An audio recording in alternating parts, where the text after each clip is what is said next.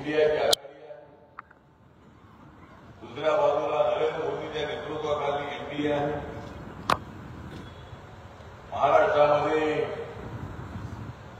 एकनाथरावजी शिंदे, देवेंद्र फडणवीसजी, अजितदादा पवार यांच्या नेतृत्वाखालची आपली महायुती आहे. आणि दुसऱ्या बाजूला शरद पवार साहेब आहेत, उद्धव ठाकरे साहेब आहेत, काँग्रेस पक्षाचे नाना पटोलेजी आहेत. आणि ही जी मॅच आहे, ही मॅच फायनल मॅच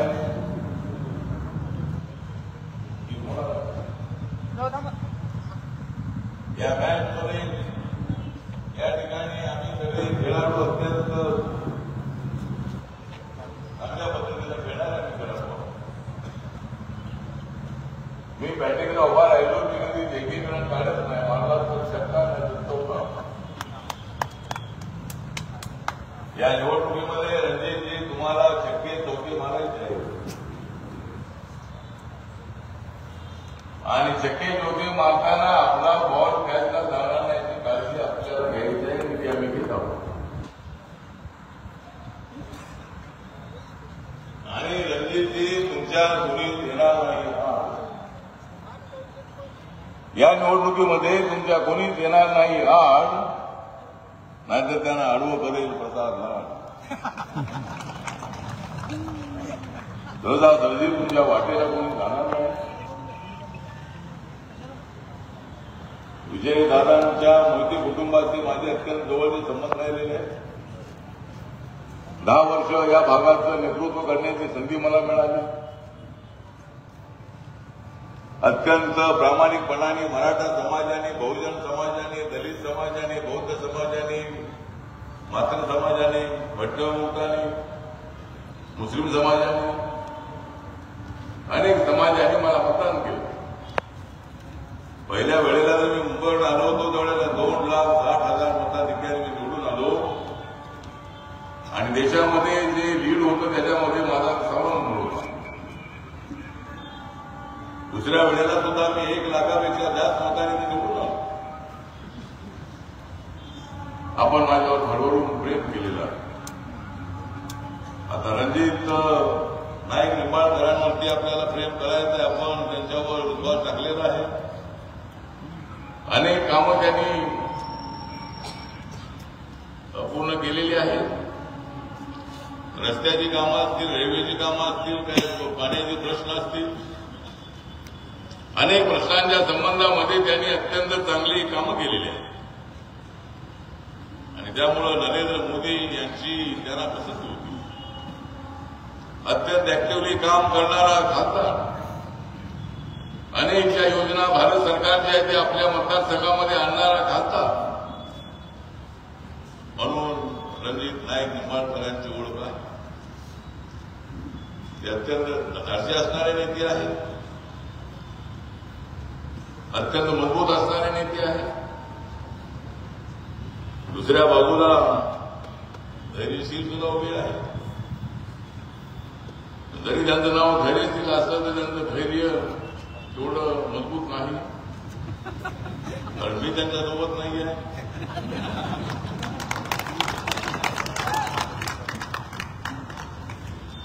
वास्तविक तो निर्णय विजयदादांनी घ्यायला नको. विजयदादांनी इकडेच राहायला पाहिजे होते. एखादं तिकीट नाही मिळालं तरी पुढे काहीतरी मिळालं असतं. धैर्यशील यांना काहीतरी देता आलं असतं आपल्याला. परंतु पवार साहेबांच्या बरोबर आपण गेला. पवार साहेबांच्या बद्दल आम्हाला आदर आहे. पवार साहेबांच्यामुळेच मी 2 वेळेला या ठिकाणचा खासदार होतो. महाराष्ट्राच्या मंत्रिमंडळामध्ये मी मंत्री होतो तो पवार साहेबांच्यामुळेच. पण ही गोष्टही खरी आहे. 1990च्या निवडणुकीमध्ये रिपब्लिकन पक्षाने पाठिंबा दिला नसता तर या ठिकाणी काँग्रेसचं सरकार येत नव्हतं. त्यावेळेला काँग्रेस पक्षाचे 141 जागा निवडून आल्या होत्या.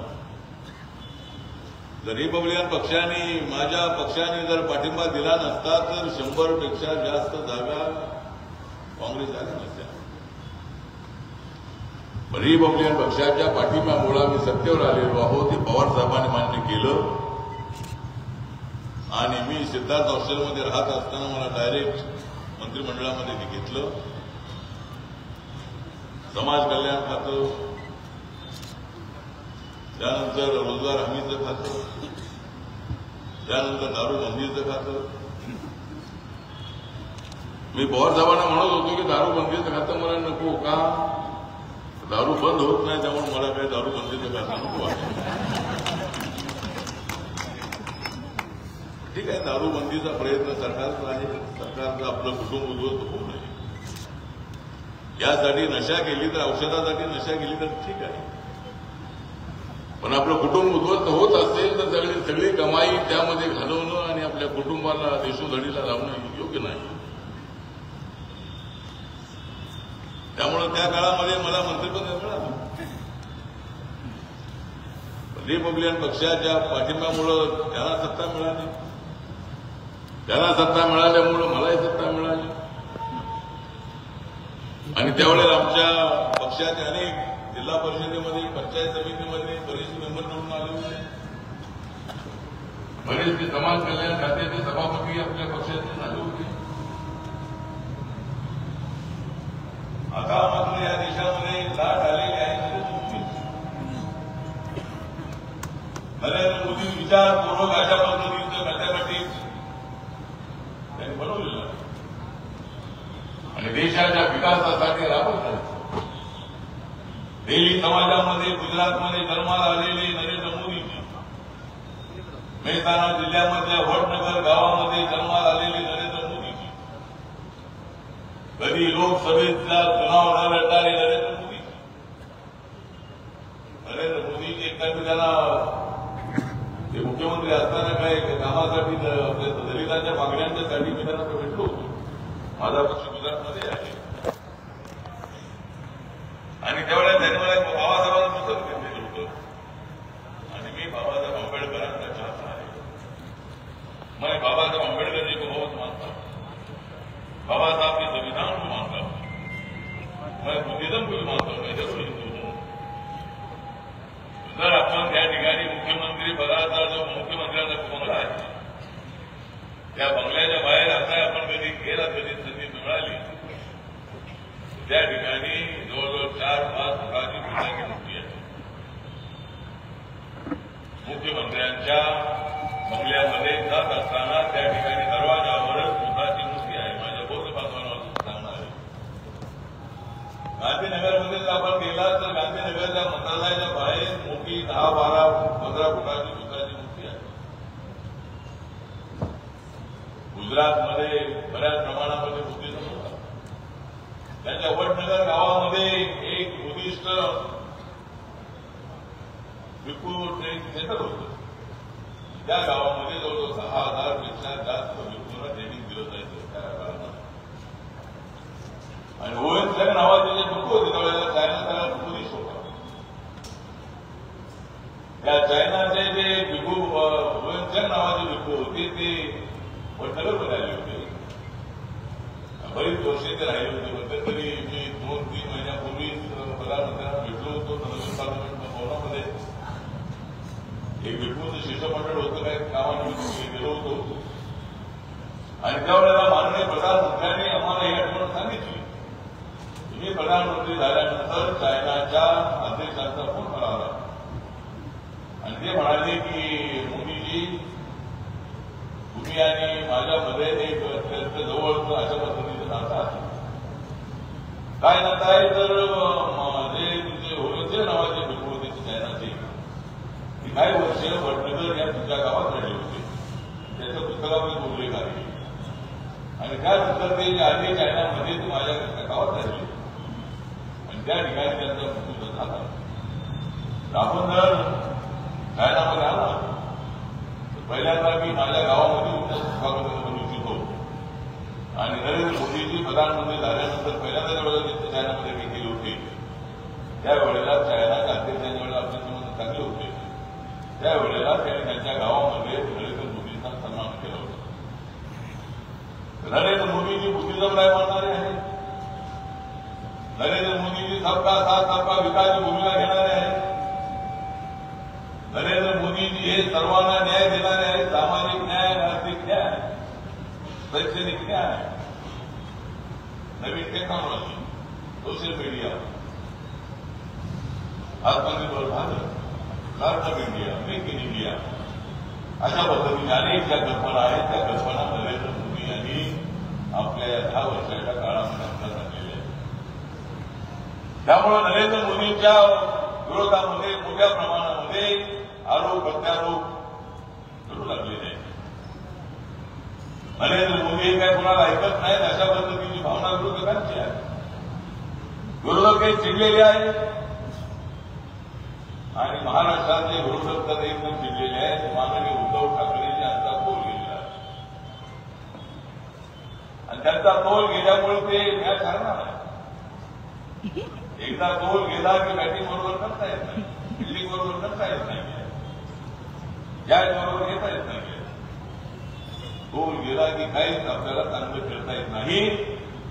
त्यामुळे तोल गेलेले माननीय उद्धव ठाकरेजी या निवडणुकीमध्ये चवताळून बोलतायत,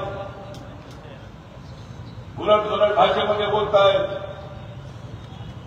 संजय राऊत आमचे चांगले मित्र आहेत, चांगले पत्रकार आहेत, सामनाचे ते संपादक आहेत. त्यांनी आपल्या शब्दांवर थोडंसं पाहिजे वाटेल त्याच्याबरोबर आणि एकनाथ शिंदेच्या विरोधामध्ये सगळं बोललं जाते, एवढं बोललं जात आहे की आदित्य ठाकरे सुद्धा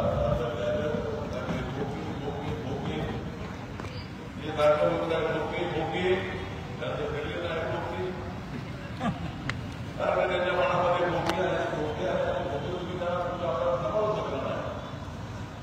एकनाथ शिंदेना त्याच वेळेला मुख्यमंत्री करायला हवं होतं. उद्धवजी आपण आदित्य ठाकरेंना मुख्यमंत्री करायला निघाला होता. पुढे 10 वर्षामध्ये आदित्यला मुख्यमंत्री करणं हे योग्य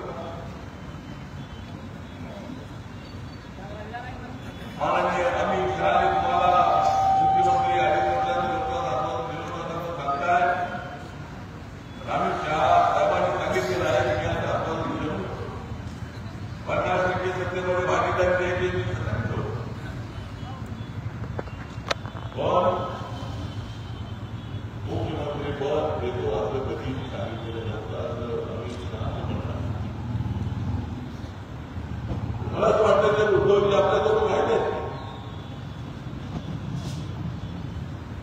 आणि एकनाथ शिंदे यांना त्यांच्या ऐवजी जरी मुख्यमंत्री त्यांनी केलं असतं तर कदाचित एकनाथ शिंदेला अधिक दादा एक म्हणत होते की आपण तिकडे जाऊ पवार साहेब, आपण बीजेपी सोबत जाऊया. जर आपल्याला शिवसेना चालते तर बीजेपी का चालत नाही, शिवसेनेसोबत जर आपण युती करतात बीजेपी सोबत का चालत नाही, हा सवाल सातत्याने अजितदादांचा होता आणि अजितदादांच्या बोलण्याकडे पवार साहेबांना दिलं नाही. आणि अजितदादा 42 आमदारांना 54 आमदारांपैकी 42 आमदारांना घेऊन आमच्याकडे आले. एकनाथ शिंदेजी 56 आमदारांपैकी 40 आमदार घेऊन आमच्याकडे आले.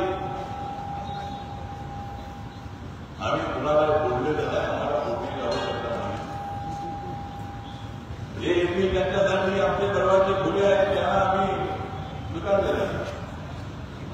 आणि आज महाराष्ट्रामध्ये आमची माहिती खूप झाली आहे. मी काही म्हणो परंतु आम्हाला महाराष्ट्रामध्ये 40 किंवा 40पेक्षा जास्त जागा मिळतील असं मला आमचा तुमच्यावर वाटतं. मतदान जे आहे मतदान करून घ्यायचं आहे, टक्केवारी तुम्ही कमी आहे बरोबर आहे. 7 तारखेला जी निवडणूक होणार आहे, माझ्या निवडणूक आहे, कोल्हापूरची निवडणूक आहे. त्या निवडणुकीमध्ये दोन्ही ठिकाणी प्रमाण घेऊन आपलं उमेदवार उभे आहे. प्रदेश काय या ठिकाणी उभे आहे. राम दाखवते बरोबर मतदार उभे आहे आणि आपल्याला ही दोन्ही जागा करून आणायची आहे. या ठिकाणी संजय मामा आपले अत्यंत जवळचे मित्र आहे. मला 2 वेळेला निवडून आणण्यामध्ये संजय मामाचा फार मोठा वाटा आहे, भगवंतांचा फार मोठा